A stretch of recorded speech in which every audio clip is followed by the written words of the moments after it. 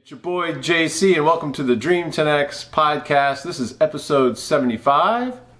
And I'm Dr. Capel. Dr. Capel. You know, I was thinking I wish I had a doctorate in something so we could be like the Dr. Capels or Doctors Capel or something like that, but I'm just a lowly regular guy. Doctor and Mister.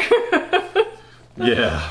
So this week we're talking about the Bruce Schneier book, A Hacker's Mind.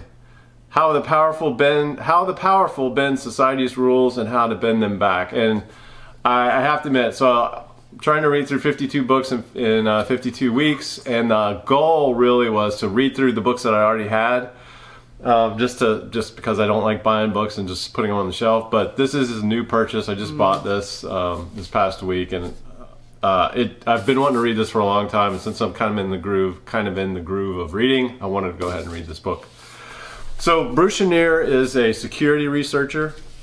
He lives up in Massachusetts. He teaches at the Harvard Kennedy School of Government. And I've been following his email newsletter for a number of years, trying to improve my knowledge and awareness of security vulnerabilities. So in his I think it's a monthly newsletter or something like that, he emails out and he talks about a bunch of security vulnerabilities that he's researching or that he becomes aware of. And it's very interesting email, and it's a good way to stay abreast of what all is going in the computer security world out there. And so that's how I found out about him. That's why I started looking at the books that he had written. And hacking is something I'm kind of interested in from a number of different angles. So I wanted to get his take on what it means to hack and why it's important from his perspective. And so let's get into it. So the top takeaways I got from this are, number one, his definition of what hacking is. So he starts off the book with that, and he says he defines hack as a clever, unintended exploitation of a system that subverts the rules or norms of the system at the expense of someone else affected by the system. The second definition is something that a system allows but which is unintended and unanticipated by its designers. Okay, so basically, when you think of a hack, what kind of systems do you think of? I think of my mom when she used to read these books called Irma Bombeck. And Irma Bombeck had all kinds of hacks for house cleaning. Oh. So, like tips for house cleaning, like using vinegar in a certain way so you don't have to go to the store and get Windex if you're out, or different ways to like substitute. So that's what I think of, because I grew up listening to that. They were actually called hacks? They're actually called hacks. Yep. Really? Yeah. Interesting. Okay.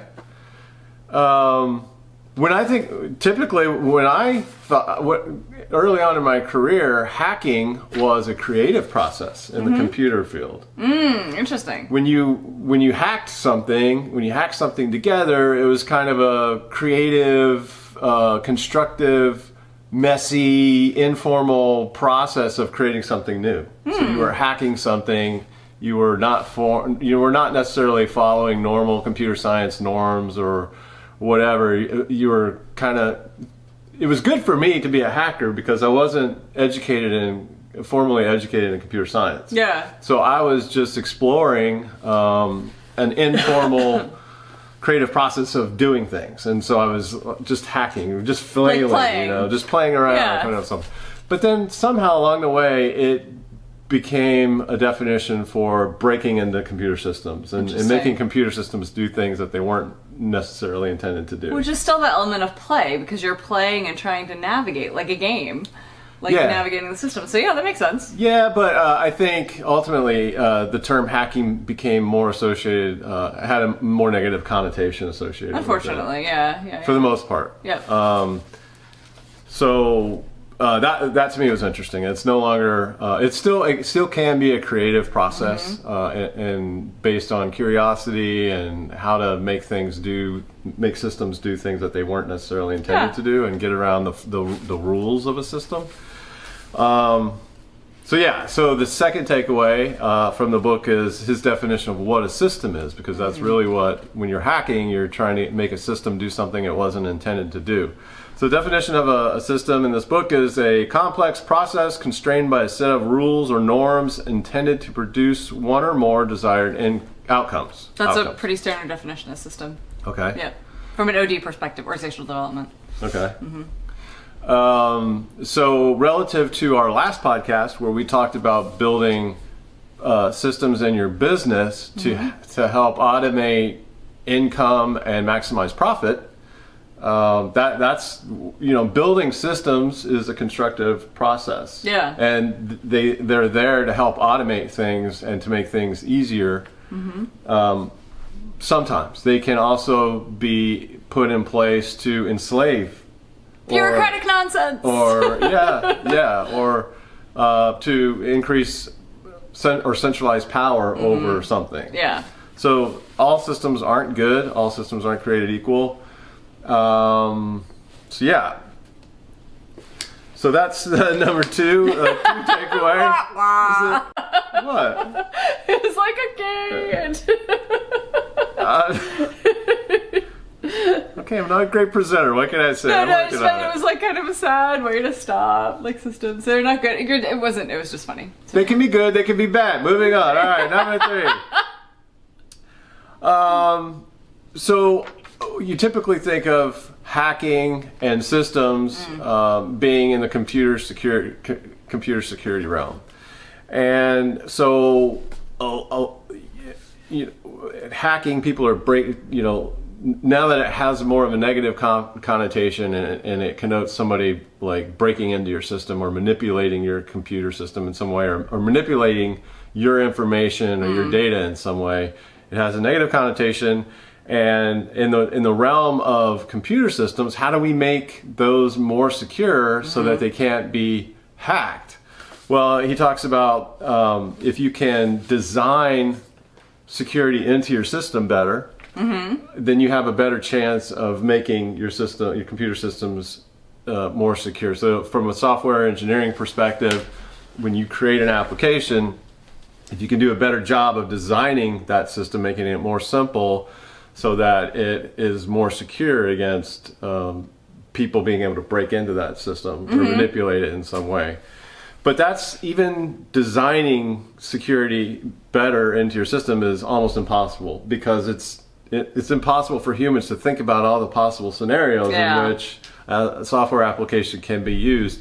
That reality is exacerbated by the software supply chain that's typically used to build software applications. So, the libraries and the things that developers pull into an application that they're building has n number of potential vulnerabilities associated with it. The other aspect of why computer security is so hard is the aspect of time. You may not know that you have a security vulnerability when you build an application, and the known tools that you use to analyze that software may not even be aware of potential security vulnerabilities. But over time, people and researchers and hackers can discover those vulnerabilities not only in your code, but in the software supply chain that went into your code. And over time, those vulnerabilities can be known. And so it's a moving target, and you have to constantly try to update and patch your software in order to keep it secure. So systems are hard to keep from being hacked because over time, people will discover vulnerabilities in it. And it's a constant battle between those who want to enforce the rules of the system versus those who are trying to break the rules of that system. Interesting. So that's a lot of fun about the world of computer security, but and systems in general. Wow. So the fourth takeaway from this book is that it's not just computer systems that are vulnerable to hacks. It's all systems everywhere. Even human systems can be hacked. Even our minds can be hacked. And one of the great examples I kind of loved in the book about human systems that can be hacked is gambling. So when you go to Vegas, they have the one-armed bandits, right? And so this is what I kept thinking about, because when we go to Vegas, we love playing the slot machines. Buffalo! Just for fun. That's exactly what I thought about. was the Buffalo slot machines in Vegas. For some reason, we gravitate towards that one. It's just a lot of fun. It's got this, so it's got a lot of lights and noises and the buffaloes going by. And I don't know why that's just something about that. It's a great mind hack for us. Something about us that draws us into that Buffalo slot machine. And then while you're playing it, you're inevitably going to get up a little bit in money. And that's exciting. That's a dopamine hit. Yeah.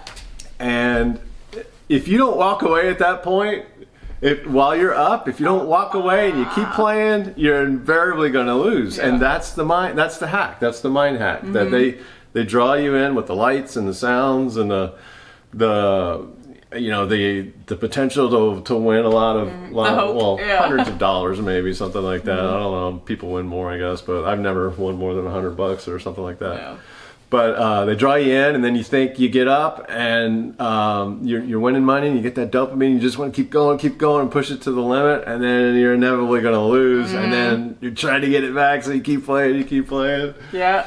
So it's a great hack. Yeah. It's a great mind hack, and we all know it's a hack, right? But we're still drawn in to do it.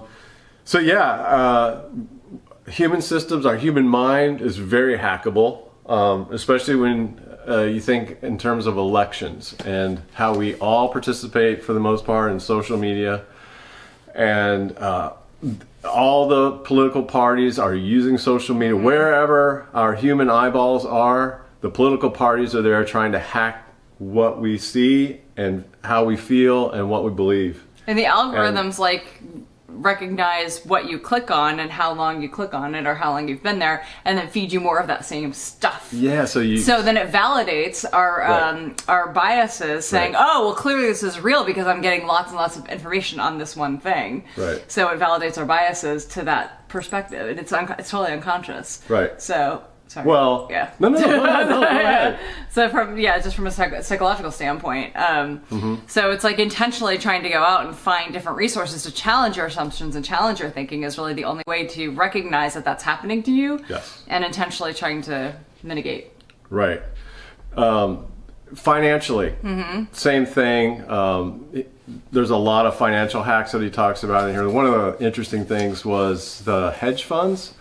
So I've always wondered about hedge funds and why those are a thing, but those are actually a hack of the financial system because the hedge funds only cater to ultra high net worth individuals, and because of the fact that they cater to only these high net worth individuals, they are not governed by the SEC. So the SEC does not have any oversight into how they invest. Interesting. And how they do things, and they do mostly shorting stocks or whatever. I don't know exactly how they all work, but they have more power to manipulate the financial system because they're not governed by the legal system. Yeah. That's in place to kind of make that more of a fair playing field. We've also talked about on this podcast high frequency trading. That's also another hack of financial systems where these computer systems can make trades at the blink of an eye, whereas the humans who are clicking on a button to buy or sell something are it's a much slower transaction than what those computers behind the scenes can do, and that's how they're making profit based on how we're doing our transactions manually from a human perspective. Legal hacks. There's all kinds of legal hacks. I mean, there's just wherever there's a system, there's a hack. Yeah. And it's just the nature of the game. So I'm also trying to read through. I can't even say this. Gödel Escher Bach, G-E-B, and it's just a very difficult book, but I wanted to talk about it briefly here because one of the things it talks about, Mr. Hofstadter, Dr. Hofstadter talks about in the early pages of the book are formal systems. And formal systems are basically systems with discrete rules that should be followed. And computers are great at following formal systems because they have discrete rules that they follow, and they will do it until the cows come home, and they don't care. They don't think about it. But humans, on the other hand, part of being intelligent and part of being conscious and aware is our ability to realize, hey, this formal system that I'm participating in doesn't make sense. I'm done. I'm out. Or, reading a book is, part of a system. If you get tired, then you just can put the book down. You shut it off. Shut off the TV as you're watching it or whatever. You have a means, in other words, of escaping a formal system. Like in Friends, Joey reads a scary book, so he puts it in the freezer. Yeah, same thing. Put it down. Yeah, exactly. Take that we have the ability to escape a system if we don't want to participate in it. Yeah. Whereas computers right now, they don't. They participate in the system, and they just keep participating in the system regardless of whether or not it makes sense or not. They're just programmed to do it. With the advent of artificial intelligence, however, now computer systems have that potential ability to realize whether or not a system makes sense and can break out of systems. That's interesting. So I just was thinking about that whole aspect of being able to break out of a system, and that's part of the reason that the whole hacking thing has always appealed to me. Systems can be meant to empower certain people and give people power over a large majority of people who are participating in that system. So one potential hack that Schneier doesn't really mention is the ability to just not participate. We can say, hey, I don't want to participate in the system anymore. But that can be really, really hard, and so the hack may be, how can I not participate in the system anymore and still survive? Yeah. Right? Yeah. So the financial system that we're all party to can be very difficult to participate in, and maybe sometimes you don't want to play the game anymore. Yeah. But how can you survive if you don't participate in it? How can you survive if you don't go to the grocery stores anymore? How can you survive if you don't have a bank account anymore? It can be very, very difficult. So, in conclusion, I just want to say that for me, learning to hack, having a hacker's mind has been very, very important, not just from a creative perspective, a creativity perspective, but also a perspective of how can I think about breaking out of these systems? How can I think about,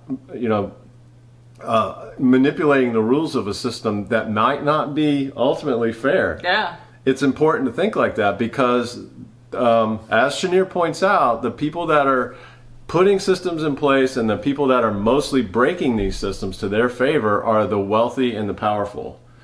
And he talks about hacking as a parasitic activity that only benefits the few. So those systems that we are participating in, anytime you touch a computer and go online, you are being hacked. You are a target to be hacked. And so we have to be aware of that. And we have to start thinking like a hacker and how we ourselves can break out of those systems. Now, I don't want to be like... Challenge our assumptions. Challenge our own assumptions about what's possible and think and be aware of the systems that we're in and how we are being manipulated to participate in that system to the benefit of other people. And I think it's a valuable exercise to think about how you could break out of systems, especially with AI coming online. How can we defeat an oppressive artificial intelligence? Like, say we're always talking about Skynet. It's part of our mythology already. Like these oppressive computers that want to kill out humanity. How can we hack those systems? How can we hack drones? Like if the government releases drones that are autonomous and they go out and start attacking humans, how can we attack these systems? Yeah. So I think it's. Am I being too like? I think it's important for us to be able to think like that, and in order to preserve our own freedom and stuff like that. So. What? Nothing. What do you think about that when I say? Is that too crazy? Am I being too crazy? No, it's very you. I just think it's important. Maybe you don't.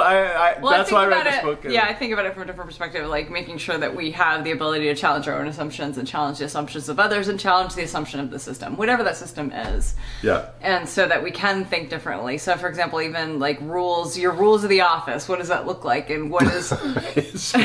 which I challenge all the time.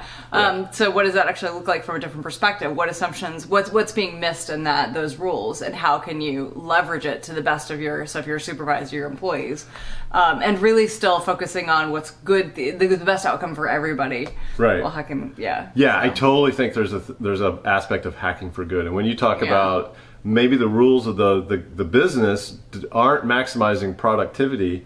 Maybe you have a different perspective on how those rules should be in place, or what the rules should be in order to further improve productivity. Exactly. And being able to think outside of the existing box of rules is important. Yep. So with that, we'll leave you with this episode, and we will see you next book. Thanks for watching.